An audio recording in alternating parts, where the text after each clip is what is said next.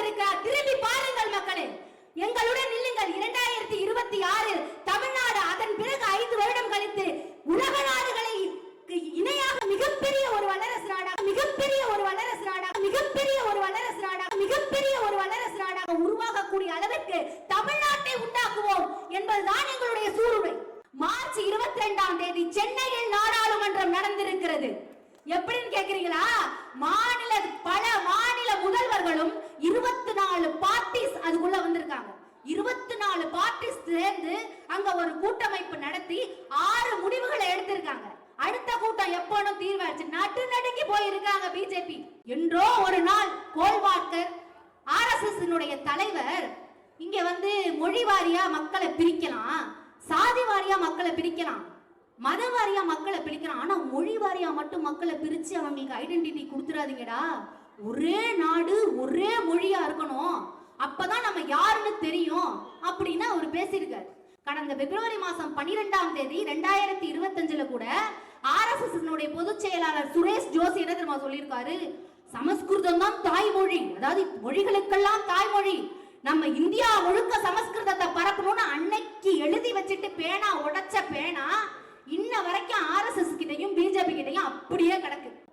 நான் எதுக்கு சொல்றேன்னா, இத்தனை பேர் நம்மளை தேடி வராங்கன்னா உன்னுடைய ஆட்சியில் எங்கு ஜனநாயகம் இருக்கிறது என்று நான் பிஜேபியை பார்த்து கேட்கிறேன். இங்க நம்மளுடைய பிஜேபி தலைவர் தமிழகத்தில் ஒருத்தர் இருக்காரு. அவர் யாரு? அண்ணாமலை சார். அண்ணாமலை சார் என்ன பண்றாரு? மார்ச் 22ஆம் தேதி புள்ள திடீர்னு கருப்பு சட்டை போட்டுருச்சு. நான் கூட நினைச்சேன், ஐயோ புள்ளைக்கு புத்தி வந்துருச்சுடா, தமிழ்நாட்டு மக்களையும் காத்துப்பட்டு புள்ளைக்கு புத்தி வந்து கருப்பு சட்டை போட்டு பெரியாரிய இயக்கத்தில் சேர்ந்துட்டாரே நம்மளுடைய அண்ணாமலை அப்படின்னு சொல்லிட்டு எனக்கு பயங்கர ஒரே ஷாக்கிங்கா போயிடுச்சு. பார்த்தா போறாங்க அந்த ரூடு போட்டு சுழிச்சதுல இன்னும் மண்டை குழம்பி போய் RSS பிஜேபி எல்லாம் தலைகோடிதனமா ஓடிக்கிட்டு இருக்காங்க. அவங்கள பிடிக்கவே முடியாது. அந்த அளவுக்கான நிதி பயங்கரமான ஒரு நிதி அறிக்கையை வெளியிட்டு இருக்காரு முதல்வர் அவர்கள். மாநில மக்களுடைய மொழிகளை எடுத்து அவங்களுடைய பண்பாடு கலாச்சாரத்தை சூறையாடி இருக்கிறார்கள் பிஜேபி. இப்ப இவ்வளவு பேசிட்டு இருக்கோம், நம்ம எதிர்க்கட்சி தலைவர் என்ன பண்ணிட்டு இருப்பாருன்னு சொல்லுங்க? ஒரு தட்டு நிறைய மிச்சரை போட்டு மனுஷன் டிவி பார்த்துட்டு சாப்பிட்டு தூங்கி இருப்பார். அந்த அளவுக்கு தான் அந்த மனுஷன் இருந்துட்டு இருக்காரு. எந்த ஒரு அறிக்கையும் இங்க இவ்வளவு பெரிய பிரச்சனை நடக்குதுன்னு ஒரு ரியாக்ஷன் கிடையாது. எப்படி இன்னைக்கு பல மாநிலத்தில் இருக்கக்கூடிய முதல்வர்கள் எல்லாம் நம் மாநில முதல்வரை தேடி வராங்க, அவர் சொல்றதை கேட்கிறாங்களா? நம்மளுடைய மாநில முதல்வர் எவ்வளவு ஒரு பவர்ஃபுல்லான இடத்துல இருப்பார் நம்மளாம் யோசிச்சு பார்க்கணும். நம்ம அப்படிப்பட்ட லீடரா தேர்ந்தெடுக்கோம். புல்ல அரிக்குது எனக்கு அப்படியே. மார்ச் 22ஆம் தேதி சென்னையில் நாடாளுமன்றம் நடந்திருக்கிறது. எப்படின்னு கேக்குறீங்களா? பல மாநில முதல்வர்களும் 24 பார்ட்டிஸ் அதுக்குள்ள வந்திருக்காங்க. 24 பார்ட்டிஸ் சேர்ந்து அங்க ஒரு கூட்டமைப்பு நடத்தி 6 முடிவுகளை எடுத்திருக்காங்க. அடுத்த கூட்டம் எப்போனும் தீர்வாச்சு. நடுநடுங்கி போயிருக்காங்க பிஜேபி. முற்றல் களையிட ஏறிய சாரும் பனிமலர் ஏறிய தேனும் காய்ச்சி பாகிடை ஊறிய சுவையும் நனிபசு பொழியும் பாலும் தென்னை நழுகிடும் குளிர் இளநீரும் இனியன என்பேன், எனினும் என்னுயிர் தமிழ் என்பேன் கண்டீர். அதை விட இனிமையானது தமிழ். இன்னைக்கு நம்ம ஒரு மாபெரும் பொதுக்கூட்டம் நடத்துறோம். நான் எங்க போனாலும் சொல்றதுதான், இங்க பொதுக்கூட்டங்களை நம்ம பொதுக்கூட்டங்களை நடத்துறது இல்ல, இது ஒரு கொள்கை திருவிழா, மிகப்பெரிய கொள்கை திருவிழாவா தான் நடத்திட்டு இருக்கோம். ஏன்னா இங்க தமிழக அரசு தமிழ்நாட்டில் இருக்கக்கூடிய மக்களுக்கும் இந்தியாவில் இருக்கக்கூடிய மக்களுக்கும் என்ன செய்து கொண்டிருக்கிறது அப்படிங்கிறதுக்கான கூட்டங்களும் அதற்கான நலத்திட்ட உதவிகளும் தான் இன்னைக்கு நடக்க போகுது. இன்னைக்கு நம்ம எம்பிகள் தமிழ்நாட்டில் இருந்து சென்ற எம்பிக்களை பார்த்து நீங்கள் நாகரீகமற்றவர்கள், நீங்கள் ஜனநாயகமற்றவர்கள் அப்படின்னு சொல்லிட்டு தர்மேந்திர பிரதான் தர்மம் அப்படின்னு பேர் வச்சுட்டு ரொம்ப அதர்மமான ஒரு வார்த்தையை நம்மளை பார்த்து சொல்லி இருக்காரு.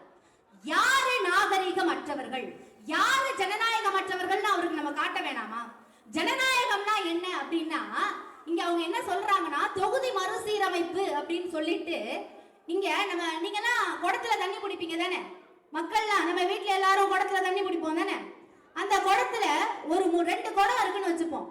ஒரு குடம் முழுசா தண்ணி இருக்கு, இன்னொரு குடத்துல அரை தண்ணி இருக்கு. இனிமே அந்த குடத்துக்கு இந்த தண்ணி தேவைப்படுமா? தேவைப்படாது. ஏன்னா அந்த குடம் எப்படி இருக்கு? நிரம்பி இருக்கு. மக்களை அதுதான் இங்கு நடக்கிறது தொகுதி மறுசீரமைப்புல. இங்க இந்தி பேசாத மாநிலங்கள் அவர்களுடைய சுயமரியாதைக்காகவும் மாநில முன்னேற்றத்திற்காகவும் அங்கு சென்று எதையும் பேசிவிடக் கூடாது வந்து நம்ம பாராளுமன்றத்துல நம்ம போய் பேசுறதுக்கு அவங்க நேரம் கொடுக்கறது இல்ல. மேலும் அதையும் அடக்கி ஒடுக்கும் விதமாக இன்னைக்கு மறுசீரமைப்பா அவங்க முன்னெடுத்திருக்காங்க. நீங்க பாத்தீங்கன்னா உங்களுக்கு பின்னாடி ஒரு மிகப்பெரிய ஒரு உருவம் நிக்குது. எல்லாரும் திரும்பி பாருங்களேன். அப்படியே யார் அது? நம்ம திராவிட முன்னேற்ற கழகத்தின் நம்ம தமிழ்நாட்டினுடைய முதல்வர் மு.க. ஸ்டாலின் ஐயா அவர்களுடைய மிகப்பெரிய உருவம் அது. மக்களே, இன்று இந்தியாவிற்கு முன்பாக அவர் இப்படி நின்று கொண்டிருக்கிறார். இந்தியாவை வழிநடத்தி கொண்டிருக்கிறார். கூட்டாட்சி தத்துவத்தின் அடிப்படையில் இந்தியாவை ஏன்னு வச்சுக்கோங்களேன். இந்த தூக்கு தண்டலாம் எழுதிட்டு இந்த பேனாவை உடைக்கிற ஒரு பழக்கம் இருக்குல்ல இந்த ஜட்ஜஸ்க்குலாம், அத மாதிரி என்றோ ஒரு நாள் கோல்வாக்கர் RSS தலைவர் இங்க வந்து மொழி வாரியா மக்களை பிரிக்கலாம், சாதி வாரியா மக்களை பிரிக்கலாம், மத வாரியா மக்களை பிரிக்கலாம், ஆனா மொழி வாரியா மட்டும் மக்களை பிரிச்சு அவங்களுக்கு ஐடென்டிட்டி கொடுத்துறாதீங்கடா. ஒரே நாடு ஒரே மொழியா இருக்கணும், அப்பதான் நம்ம யாருன்னு தெரியும் அப்படின்னு அவர் பேசியிருக்காரு. கடந்த பிப்ரவரி மாசம் 12ஆம் தேதி 2025 கூட RSS பொதுச் செயலாளர் சுரேஷ் ஜோஷி என்ன தெரியுமா சொல்லியிருக்காரு? சமஸ்கிருதம் தான் தாய்மொழி, அதாவது மொழிகளுக்கெல்லாம் தாய்மொழி, நம்ம இந்தியா முழுக்க சமஸ்கிருதத்தை பரப்பணும்னு அன்னைக்கு எழுதி வச்சுட்டு பேனா உடைச்ச பேனா இன்ன வரைக்கும் RSS கிட்டையும் பிஜேபி கிட்டையும் அப்படியே கிடக்கு. அவங்க இன்னும் அந்த ஒரு சிந்தனையில இருந்து மாறவே இல்லை. எதுக்கு நான் இதை இந்த அளவுக்கு எடுத்து சொல்றேன்னா, இங்க இருக்கக்கூடிய பெரியோர்களும் தாய்மார்களும் உங்க இளைஞர்கள் கிட்ட போய் சொல்லணும், தமிழ்நாட்டை திராவிட முன்னேற்ற கழகம் கூட்டாட்சி தத்துவத்தின் அடிப்படையில் எடுத்து போயிட்டு இருக்கு. வெள்ள காக்கா பறக்குதுன்னு கூட்டம் போட்டா யாராவது வருவாங்களா? வரமாட்டாங்க. ஏன் இன்னைக்கு பல மாநில முதல்வர்களும் எல்லாம் சேர்ந்து இன்னைக்கு நம்மளுடைய தமிழக முதல் அமைச்சர் ஒரு விஷயத்த சொல்றாருன்னா அதை காது கொடுத்து கேட்டு மரியாதை நிமித்தமாக இவ்வளவு தூரம் வந்து இங்க ஒரு கூட்டம் நடக்குதுன்னா அதுக்கு என்ன காரணம்? என்ன காரணம்னு சொல்லுங்க. ரொம்ப அழகான காரணம் அது. என்னன்னா நம்மளுடைய தலைவர் இருக்காரு இல்லையா, நம்ம சிஎம், நம்மளுடைய முதலமைச்சர் இருக்கார் இல்லையா, அவரு தமிழ்நாட்டுக்காக மட்டும் பேச மாட்டாரு, மணிப்பூருக்காக பேசுவாரு, ஒரிசாவுக்காக பேசுவாரு. அங்க ஏதாவது பிரச்சனை நடந்ததுன்னா இவங்களுக்கு இப்படி நடத்தக்கூடாது, நீங்க தப்பு பண்றீங்கன்னு இன்ன வரைக்கும் மணிப்பூருக்காக தமிழ்நாடு குரல் கொடுக்குதுல. மற்ற மாநிலங்களில் ஏதாவது ஒரு தவறு நடக்குதுன்னா அதுக்காக போய் நின்று குரல் கொடுக்கிறார் நம்முடைய முதல்வர்ங்கிறதுனால அவர் மேல இருக்கக்கூடிய நம்பிக்கை என்ன மாதிரியான நம்பிக்கை? அவர் மாநிலங்களுடைய சுயாட்சி கட்டுப்பாட்டை, சுயாட்சி சிந்தனையை, சுதந்திரத்தை, அவர்களுடைய சுய உரிமையை விட்டு கொடுக்காம நம்மளை அழைச்சிட்டு போவாரு அப்படின்னு இங்கே மாநிலத்தில், இந்திய மாநிலத்தில் இருக்கக்கூடிய எல்லா முதல்வர்களுக்குமான நம்பிக்கை தான் நேற்று நடந்து இருக்கிறது அந்த கூட்டம். நான் எதுக்கு சொல்றேன்னா, இத்தனை பேர் நம்மளை தேடி வராங்கன்னா உன்னுடைய ஆட்சியில் எங்கு ஜனநாயகம் இருக்கிறது என்று நான் பிஜேபியை பார்த்து கேட்கிறேன்.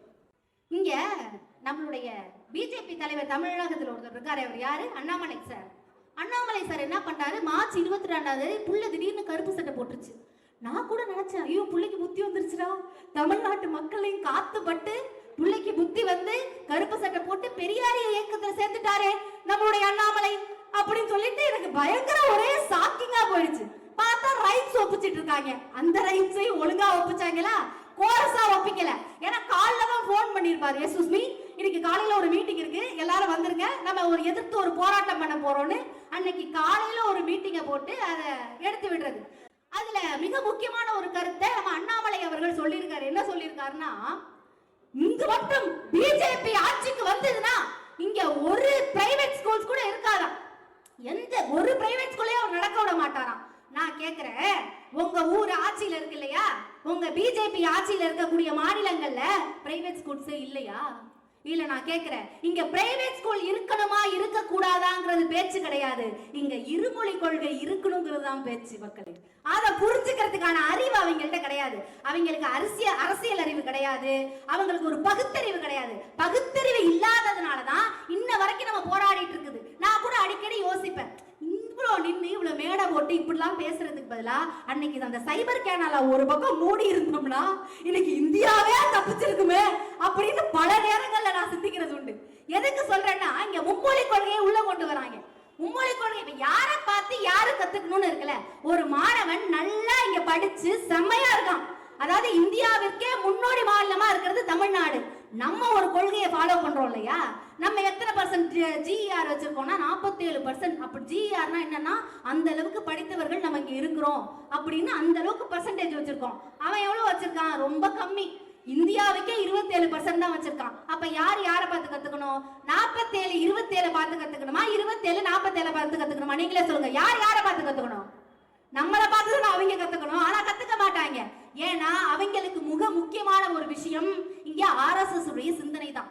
இங்க பிஜேபியோடைய சிந்தனை அப்படிங்கிறது எதை நோக்கி போயிட்டு இருக்குன்னா, இந்தியாவை வளர்க்கணும், இந்தியாவை முன்னெடுத்து கொண்டு போகணும், மற்ற நாடுகளுக்கு முன்னாடி இந்தியா மிகப்பெரிய ஒரு இன்டெலெக்சுவல் கண்ட்ரியா இருக்கணுங்கிறதெல்லாம் அவங்களுக்கு எண்ணமே கிடையாது.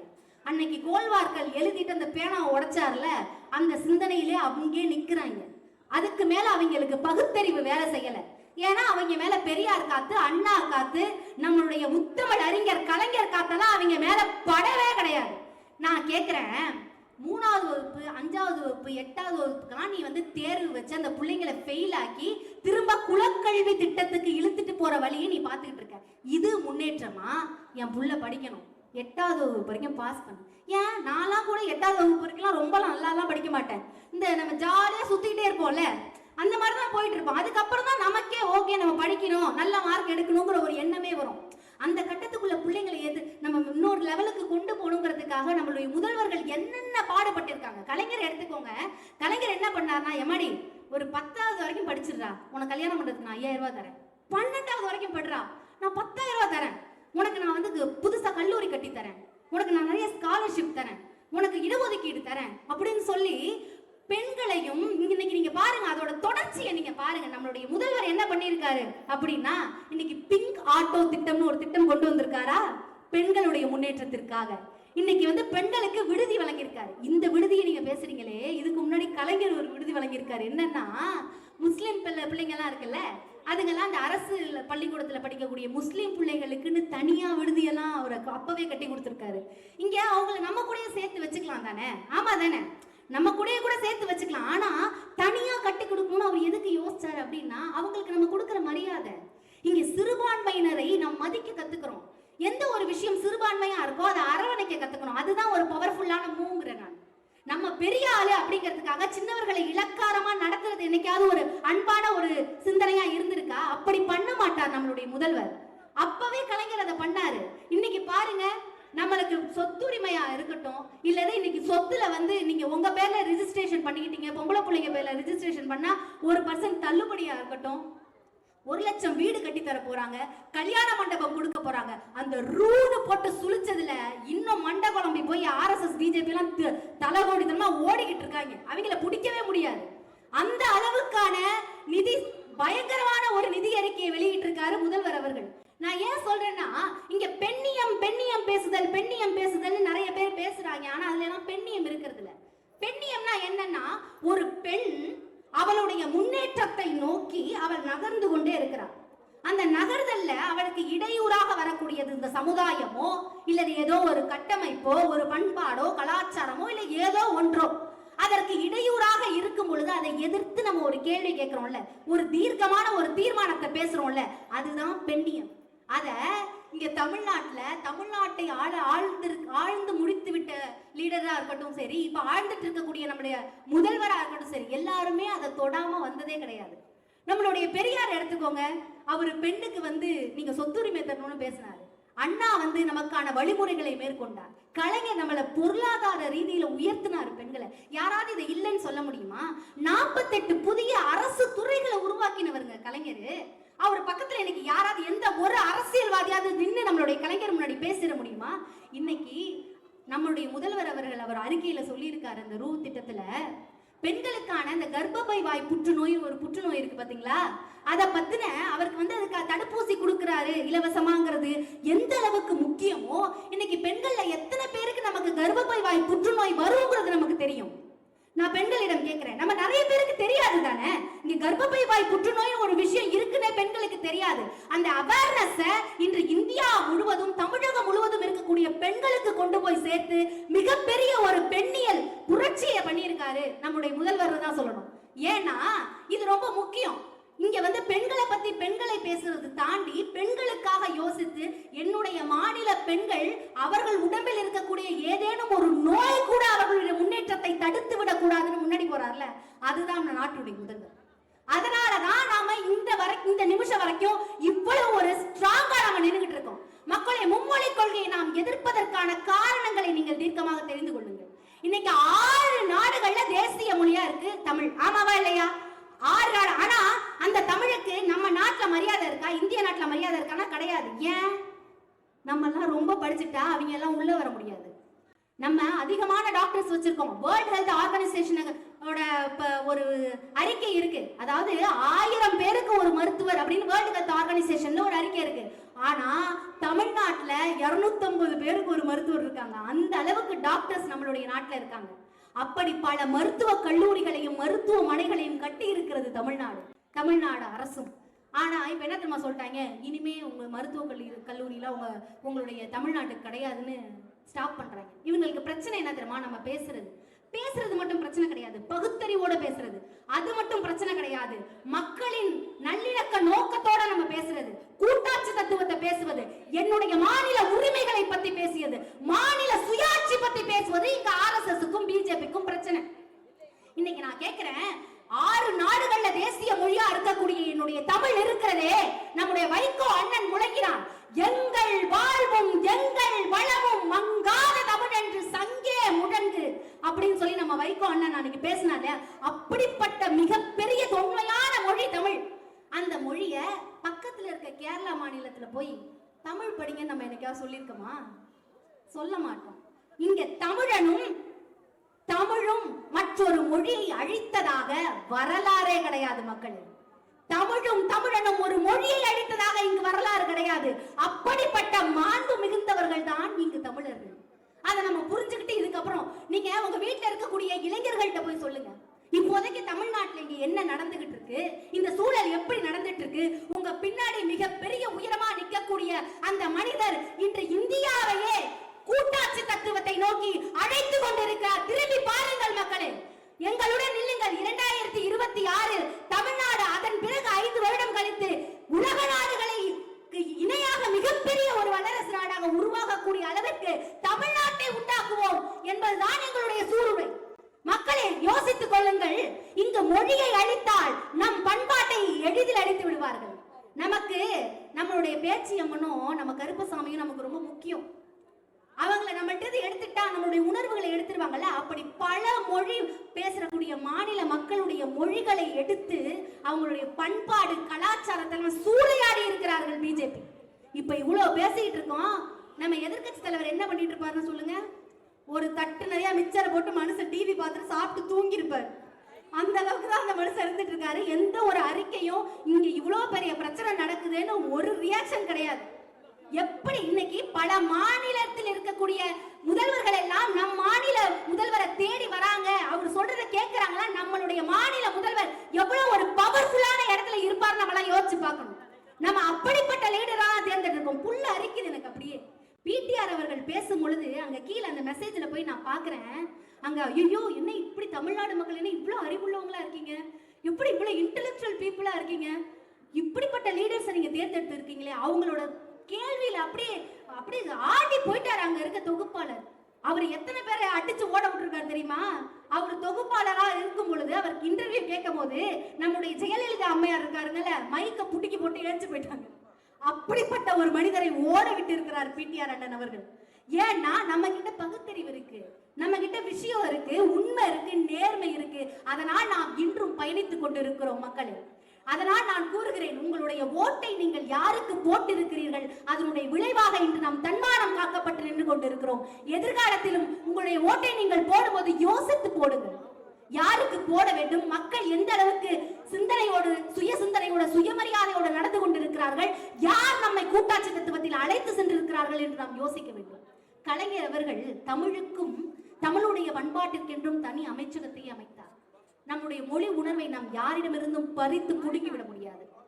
அகமென்றும் புறமென்றும் வாழ்வை அழகாக வகுத்தளித்து ஆதி அந்தமிலாது இருக்கின்ற இனிய மொழி ஊனி வளரும் உயிரான உலக மொழி, ஊனி வளரும் உயிரான உலக மொழி, அது நம் மொழி. மக்களே, நான் கூறுகிறேன், திராவிட நல் திருநாடு என்ற முழக்கம் தமிழகம் எங்கும் ஒலிக்கும். நம்முடைய ஆளுநர் ரவி அவர்களின் காதில் விழுவதை ஒழிக்கும் என்று கூறி வாய்ப்பளித்தமைக்கு நன்றி கூறி விடைபெறுகிறேன். நன்றி, வணக்கம்.